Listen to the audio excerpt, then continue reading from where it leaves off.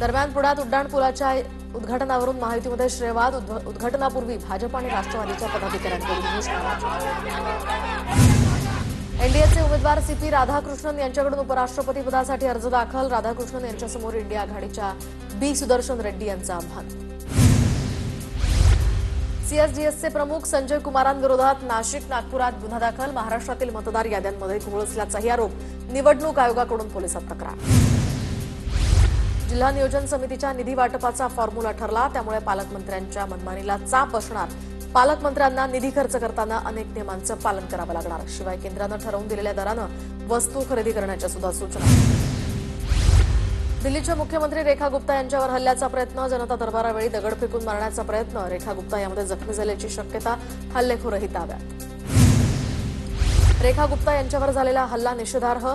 लोकशाहीत मतभेद असू शकतात, परंतु हिंसाचाराला स्थान असू शकत नाही। दिल्लीच्या मुख्यमंत्री रेखा गुप्ता यांच्यावर हल्ला झाल्यानंतर केजरीवालांची ट्विट करत प्रतिक्रिया।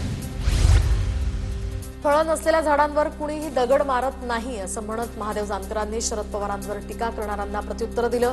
पवारांच्या राष्ट्रवादीची मंडल यात्रा जालन्यात दाखल। यावेळी महादेव जानकरांकडून यात्रेचं स्वागत।